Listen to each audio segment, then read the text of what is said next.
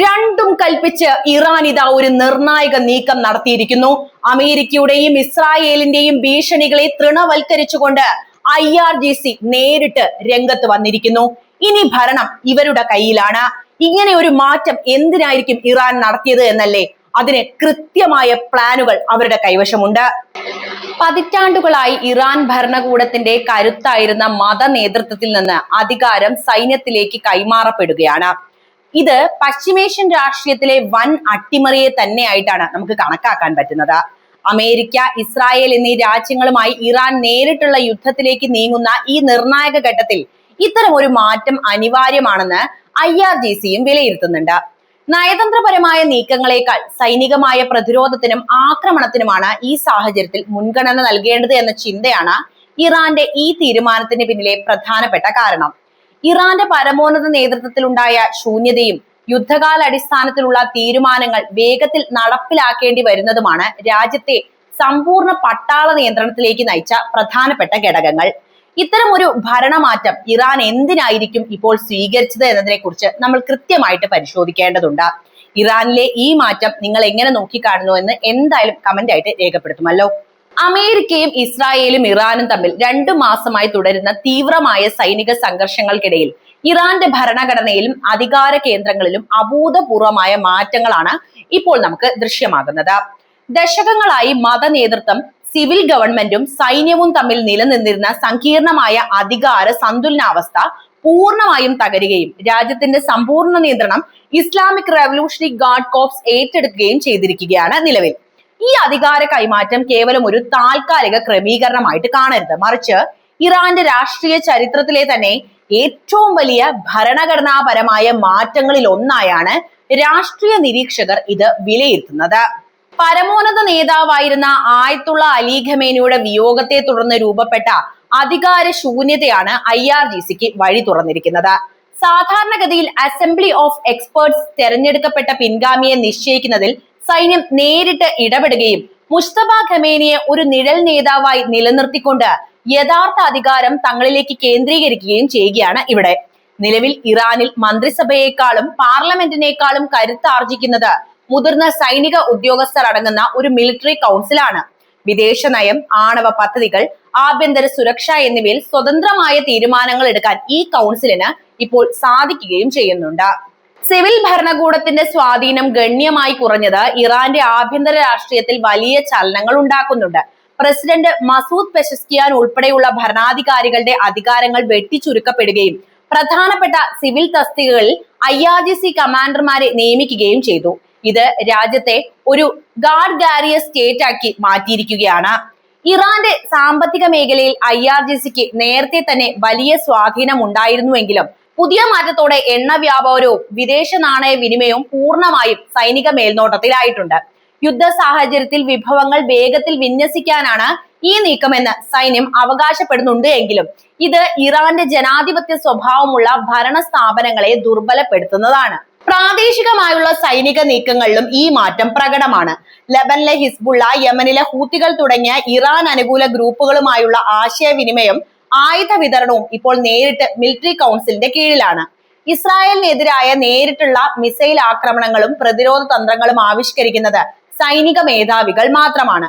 വിദേശ രാജ്യങ്ങളുമായുള്ള നയതന്ത്ര ചർച്ചകളിൽ പോലും വിദേശകാര്യ മന്ത്രാലയത്തിന് പകരം IRGC പ്രതിനിധികൾ പങ്കെടുക്കുന്നത് ഇറാന്റെ പ്രതിച്ഛായയിൽ വലിയ മാറ്റം ഉണ്ടാക്കുന്നുണ്ട്. ഒരു വശത്ത് ഇറാന്റെ സൈനിക ശേഷി വർദ്ധിപ്പിക്കാൻ ഈ കേന്ദ്രീകൃത ഭരണം സഹായിക്കുന്നുണ്ട് എങ്കിലും മറുഭാഗത്ത് ഇത് അന്താരാഷ്ട്ര തലത്തിൽ ഇറാനെ കൂടുതൽ ഒറ്റപ്പെടുത്താനും ഉപരോധങ്ങൾ കർക്കശമാക്കാനും കാരണമായേക്കാം. വരും ദിവസങ്ങളിൽ ഇറാന്റെ ഭരണഘടനയിൽ തന്നെ ഔദ്യോഗികമായ മാറ്റങ്ങൾ വരുത്തിക്കൊണ്ട് സൈന്യത്തിന്റെ ഈ മേധാവിത്വം സ്ഥിരപ്പെടുത്താനുള്ള നീക്കങ്ങളും അണിയറയിൽ നടക്കുന്നുണ്ട് എന്നതാണ് റിപ്പോർട്ടുകൾ സൂചിപ്പിക്കുന്നത്. ഇറാന്റെ ഭരണത്തിൽ ദശകങ്ങളായി നിലനിന്നിരുന്ന മതകേന്ദ്രീകൃതമായ അധികാര ഘടനയിൽ നിന്നും സൈനിക ആധിപത്യത്തിലേക്കുള്ള മാറ്റം ആഗോള രാഷ്ട്രീയത്തിൽ വലിയ ചലനങ്ങളാണ് സൃഷ്ടിച്ചിട്ടുള്ളത്. 1980-കൾ മുതൽ പരമോന്നത നേതാവായ ആയത്തുള്ള അലി ഖമേനിയുടെ കീഴിലായിരുന്നു ഇറാൻ. അദ്ദേഹത്തിന്റെ ആരോഗ്യസ്ഥിതി വഷളായതോടെയും തുടർന്നുണ്ടായ രാഷ്ട്രീയ അനിശ്ചിതത്വങ്ങൾക്കിടയിലും ഇസ്ലാമിക് റവല്യൂഷണറി ഗാർഡ് കോർപ്സ് അതായത് IRGC പൂർണ്ണ നിയന്ത്രണത്തിലായിരിക്കുകയാണ്. ഇത് ഇറാന്റെ പരമ്പരാഗതമായ തിയോക്രാറ്റിക് ഭരണരീതിയിൽ നിന്നുള്ള വലിയ ഒരു വ്യതിചലനം തന്നെയാണ്. രാജ്യത്തിന്റെ നയതന്ത്രവും ഭരണപരമായ തീരുമാനങ്ങളും ഇപ്പോൾ എടുക്കുന്നത് തിരഞ്ഞെടുക്കപ്പെട്ട ജനപ്രതിനിധികളോ മത നേതാക്കളോ അല്ല, മറിച്ച് IRGCയുടെ ഉന്നത കമാൻഡർമാരാണത്. വിദേശകാര്യ മന്ത്രിയും പ്രധാനമന്ത്രിയും ഉൾപ്പെടുന്ന സിവിലിയൻ നേതാക്കൾ ഇപ്പോൾ സൈന്യത്തിന്റെ നിർദ്ദേശങ്ങൾ നടപ്പിലാക്കുന്ന വെറും ഉപകരണങ്ങൾ മാത്രമായി മാറിയിരിക്കുന്നു എന്നത് ഈ സൈനികവൽക്കരണത്തിന്റെ തീവ്രത വ്യക്തമാക്കുന്നതാണ്. അലി ഖമേനിയുടെ മരണശേഷം അധികാരം അദ്ദേഹത്തിന്റെ മകനായ മുസ്തഫ ഖമേനിയിലേക്ക് എത്തിയെങ്കിലും സൈന്യവുമായുള്ള അദ്ദേഹത്തിന്റെ അടുത്ത ബന്ധം IRGCക്ക് ഭരണത്തിൽ കൂടുതൽ ആധിപത്യം നൽകുകയാണ് ഉണ്ടായത്. അമേരിക്കയുടെ ആക്രമണത്തിൽ മുസ്തഫ ഖമേനിക്ക് പരിക്കേറ്റതും അദ്ദേഹത്തിന് ഭരണകാര്യങ്ങളിൽ നേരിട്ട് ഇടപെടാൻ കഴിയാത്ത സാഹചര്യം ഉണ്ടായതും സൈനിക ഉദ്യോഗസ്ഥരിലേക്ക് അധികാരം കൂടുതൽ വികേന്ദ്രീകരിക്കപ്പെടാനുള്ള കാരണമായി മാറി. ഇതോടെ ഇറാൻ ഭരണകൂടം ഒരു മിലിറ്ററി ഗുണ്ടയ്ക്ക് സമാനമായ രീതിയിലേക്ക് പരിണമിച്ചു. ഇത്തരത്തിലുള്ള സൈനികാധിപത്യം ഇറാന്റെ വിദേശ നയങ്ങളെയും സൈനിക നീക്കങ്ങളെയും കൂടുതൽ പ്രവചനാതീതമാക്കുന്നുണ്ട്. പ്രത്യേകിച്ച് ഇസ്രായേലുമായും അമേരിക്കയുമായും നിലനിൽക്കുന്ന സംഘർഷങ്ങളിൽ ഒരു നയതന്ത്ര പരിഹാരത്തെക്കാൾ ഉപരിയായി സൈനികമായ തിരിച്ചടികൾക്കാണ് ഇപ്പോൾ അവർ മുൻഗണന നൽകുന്നത്. ഭരണതലത്തിലെ ഈ മാറ്റങ്ങൾ ആഭ്യന്തര തീരുമാനങ്ങളിൽ വലിയ താമസം വരുത്തുന്നതായാലും നിരീക്ഷിക്കപ്പെടുന്നുണ്ട്. ഒരു ഏകീകൃത നേതൃത്വത്തിന്റെ അഭാവം സ്ട്രെയിറ്റ് ഓഫ് ഹോർമുസ് പോലുള്ള തന്ത്രപ്രധാന മേഖലകളിലെ നിയന്ത്രണത്തെയും അന്താരാഷ്ട്ര ചർച്ചകളെയും ബാധിക്കുന്ന ഒരു വിഷയം തന്നെയാണ്. ഭരണകൂടത്തിനുള്ളിലെ തീവ്രവാദികളും മിതവാദികളും തമ്മിലുള്ള തർക്കങ്ങൾ പലപ്പോഴും IRGCയുടെ കർശന നിലപാടുകൾ കാരണം അടിച്ചമർത്തപ്പെടുകയും ചെയ്യുന്നു. സൈന്യത്തിന്റെ ഈ സമ്പൂർണ്ണ ആധിപത്യം ഇറാന്റെ ഭാവി നിശ്ചയിക്കുന്നതിൽ നിർണായകമാണ്. ഇത് മേഖലയിലെ സംഘർഷങ്ങൾ ലഘൂകരിക്കുന്നതിന് പകരം കൂടുതൽ യുദ്ധസമാനമായ സാഹചര്യങ്ങളിലേക്ക് നയിക്കാനുള്ള സാധ്യതയാണ് വർദ്ധിപ്പിക്കുന്നത്. ചുരുക്കി പറഞ്ഞാൽ ഇറാന്റെ അധികാരം മതപണ്ഡിതന്മാരുടെ കൈകളിൽ നിന്നും സൈനിക യൂണിഫോമിനുള്ളിലേക്ക് മാറിയത് മിഡിൽ ഈസ്റ്റിലെ മൊത്തത്തിലുള്ള രാഷ്ട്രീയ സന്തുലനാവസ്ഥയെ മാറ്റിയിരിക്കുകയാണ് എന്നത് യാഥാർത്ഥ്യമാണ്. ഇറാന്റെ ആഭ്യന്തര രാഷ്ട്രീയത്തിലും വിദേശ നയങ്ങളിലും IRGC ചെലുത്തുന്ന സ്വാധീനം രാജ്യത്തിനകത്ത് വലിയ അസ്വസ്ഥതകൾക്കും കാരണമാകുന്നുണ്ട്. സൈന്യത്തിന്റെ വർദ്ധിച്ചു വരുന്ന ഈ ആധിപത്യത്തിൽ നാഷണൽ അസംബ്ലിയിലെയും ക്യാബിനറ്റിലെയും പല അംഗങ്ങളും അതൃപ്തിയും പ്രകടിപ്പിച്ചിട്ടുണ്ട്. ജനാധിപത്യപരമായ രീതിയിൽ തെരഞ്ഞെടുക്കപ്പെട്ട പ്രതിനിധികളുടെയും സിവിൽ ഭരണകൂടത്തിന്റെയും അധികാരം ഭരണഘടനാപരമായ പ്രതിസന്ധിയെ തന്നെയാണ് പറയുന്നത്. എന്നാൽ ഇത്തരം ആഭ്യന്തര തർക്കങ്ങളെ കുറിച്ച് ഇറാനിയൻ അധികൃതർ ഇതുവരെ ഔദ്യോഗികമായ വിശദീകരണങ്ങളോ നിഷേധങ്ങളോ നൽകിയിട്ടില്ല. ഈ മൗനം ഭരണകൂടത്തിനുള്ളിലെ ഭിന്നതകളെ ശരിവെക്കുന്നതാണെന്നും രാജ്യം നേരിടുന്ന അനിശ്ചിതാവസ്ഥയുടെ പ്രതിഫലനമാണെന്നും അന്താരാഷ്ട്ര നിരീക്ഷകരും കരുതുന്നുണ്ട്. ജനപ്രതിനിധികളുടെ എതിർപ്പുകൾ നിലനിൽക്കെ തന്നെ സുരക്ഷാ കാരണങ്ങൾ മുൻനിർത്തി അധികാരം സൈന്യത്തിൽ കേന്ദ്രീകരിക്കുന്ന പ്രവണതയാണ് നിലവിൽ ഇപ്പോൾ തുടരുന്നത്. എന്തായാലും അമേരിക്കയുമായുള്ള ഇറാന്റെ നയതന്ത്ര ബന്ധങ്ങളെ ഈ അധികാരമാറ്റം അതീവ സങ്കീർണമാക്കുകയാണ് ചെയ്യുന്നത്. ഒബാമ കാലഘട്ടത്തിന് ശേഷം നടന്ന പല ചർച്ചകളും ഇപ്പോൾ അപ്രസക്തമാകുന്ന സാഹചര്യമാണ് നിലവിലുള്ളത്. അമേരിക്കയുമായി രണ്ടാം ഘട്ട ചർച്ചകൾക്ക് സാധ്യതയുണ്ടായിരുന്നുവെങ്കിലും തീരുമാനങ്ങൾ എടുക്കാനുള്ള അധികാരം പൂർണ്ണമായും IRGCയുടെ കൈകളിലെത്തിയത് ഇതിന് തടസ്സമാകും. സാധാരണ നയതന്ത്ര ചർച്ചകളിൽ സിവിൽ ഗവൺമെന്റ് കാണിക്കുന്ന അയവുള്ള സമീപനത്തിന് പകരം തീവ്രമായ സൈനിക നിലപാടുകളാണ് ഇപ്പോൾ ഇറാന്റെ ഭാഗത്തു നിന്നും ഉണ്ടായിക്കൊണ്ടിരിക്കുന്നത്. ഇത് വാഷിംഗ്ടണും ടെഹ്റാനും തമ്മിലുള്ള നയതന്ത്ര ചാനലുകൾ ഏതാണ്ട് പൂർണ്ണമായും അടയുന്ന അവസ്ഥയിലേക്ക് കാര്യങ്ങൾ എത്തിച്ചിട്ടുണ്ട്. സൈനിക നേതൃത്വം വിദേശ നയത്തിൽ നേരിട്ട് ഇടപെടുന്നത് വരാനിരിക്കുന്ന ഏതൊരു സമാധാന ശ്രമങ്ങളെയും പ്രതികൂലമായി ബാധിക്കുമെന്ന വിലയിരുത്തലുകളും വരുന്നു. US-നും ഇസ്രായേലിനും എതിരായ നീക്കങ്ങളിൽ IRGC സ്വീകരിക്കുന്ന തന്ത്രപരമായ നിലപാടുകൾ യുദ്ധത്തിന്റെ ഗതി തന്നെ മാറ്റാൻ പ്രാപ്തിയുള്ളതാണ്. പ്രോക്സി ഗ്രൂപ്പുകളെ ഉപയോഗിച്ചുള്ള പോരാട്ടത്തിന് പകരം നേരിട്ടുള്ള സൈനിക നടപടികളിലേക്ക് ഇറാൻ നീങ്ങുന്നത് സൈന്യത്തിന് ലഭിച്ച അധികാരത്തിന്റെ ഫലമായിട്ട് തന്നെയാണ്. IRGCയുടെ മേധാവിത്വം ഇറാന്റെ സൈനിക തന്ത്രങ്ങളെ കൂടുതൽ ആക്രമണോത്സുകമാക്കുന്നു.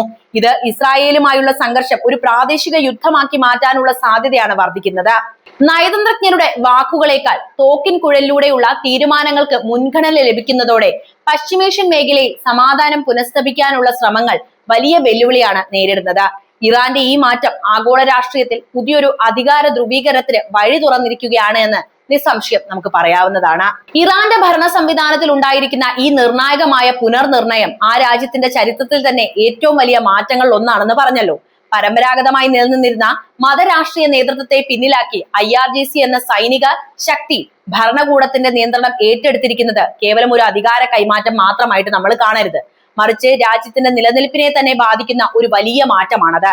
പരമോന്നത നേതാവിന്റെ ഓഫീസിനുള്ളിലെ ആരോഗ്യ പ്രശ്നങ്ങളും രാഷ്ട്രീയ പ്രതിസന്ധികളും ഈ സൈനികവൽക്കരണത്തിന് ആക്കം കൂട്ടിയിട്ടുമുണ്ട്. ഇത് ഇറാന്റെ ആഭ്യന്തര സ്ഥിരതയെയും വിദേശ നയങ്ങളെയും ഒരുപോലെ സ്വാധീനിക്കുകയും ചെയ്യുന്നു. ഒരു ഏകീകൃത നേതൃത്വത്തിന്റെ അഭാവത്തിൽ സൈന്യം നേരിട്ട് തീരുമാനങ്ങൾ എടുക്കുന്നത് അന്താരാഷ്ട്ര തലത്തിലുള്ള സംഘർഷങ്ങളോട് പ്രതികരിക്കാനുള്ള ഇറാന്റെ ശേഷിയെ ഗണ്യമായി ബാധിക്കുകയും ചെയ്തേക്കാം. പശ്ചിമേഷ്യയിൽ നിലനിൽക്കുന്ന യുദ്ധ സാഹചര്യങ്ങളിൽ IRGCയുടെ ഈ ആധിപത്യം അതീവ പ്രാധാന്യം അർഹിക്കുന്നത് തന്നെയാണ്. പ്രത്യേകിച്ചും അമേരിക്കയുമായും ഇസ്രായേലുമായും തുടരുന്ന പോരാട്ടങ്ങളിൽ നയതന്ത്രപരമായ ഒത്തുതീർപ്പിനേക്കാൾ സൈനികമായ കടുത്ത പ്രകടനങ്ങൾക്കായിരിക്കും ഇനി മുൻഗണന ലഭിക്കാൻ പോകുന്നത്. ഇറാന്റെ ഭരണഘടനയിൽ വിഭാവനം ചെയ്തിരിക്കുന്ന അധികാര സന്തുലനാവസ്ഥ തകരുകയും സൈനിക താല്പര്യങ്ങൾക്ക് മാത്രം അനുസരിച്ച് രാജ്യം നീങ്ങുകയും ചെയ്യുന്നത് ലോകരാഷ്ട്രങ്ങൾക്കിടയിൽ വലിയ ആശങ്കയ്ക്ക് കാരണമാകാറുണ്ട്. വരും കാലങ്ങളിൽ പശ്ചിമേഷ്യൻ മേഖലയിലെ സമാധാനവും യുദ്ധവും നിശ്ചയിക്കുന്നതിൽ ഇറാന്റെ ഈ സൈനിക കേന്ദ്രീകൃത ഭരണത്തിന് നിർണായക പങ്കുണ്ട് എന്ന കാര്യമാണ് പറയാനുള്ളത്. നയതന്ത്രജ്ഞർക്ക് പകരം കമാൻഡർമാർ നയങ്ങൾ രൂപീകരിക്കുന്ന ഈ സാഹചര്യം ഇറാനെ കൂടുതൽ പ്രവചനാതീതമായ ഒരു ശക്തിയാക്കി മാറ്റിയിരിക്കുകയാണ് എന്ന് നിസ്സംശയം നമുക്ക് പറയാവുന്നതാണ്. ഇറാനിൽ സംഭവിച്ച ഈ മാറ്റം പശ്ചിമേഷ്യൻ കാലാവസ്ഥയെ എങ്ങനെ ബാധിക്കുമെന്ന് വരും ദിവസങ്ങളിൽ മാത്രമാണ് നമുക്ക് അറിയാൻ സാധിക്കുക. എന്താണ് ഈ വിഷയത്തിൽ നിങ്ങൾക്ക് പറയാനുള്ളത് എന്ന് കമന്റ് ആയിട്ട് രേഖപ്പെടുത്താൻ മറക്കരുത്. അതോടൊപ്പം തന്നെ വീഡിയോ ഇഷ്ടമായ ലൈക്ക് ചെയ്യാനും ഷെയർ ചെയ്യാനും ഒപ്പം ചാനൽ ഒന്ന് സബ്സ്ക്രൈബ് ചെയ്യാനും ശ്രദ്ധിക്കുമല്ലോ.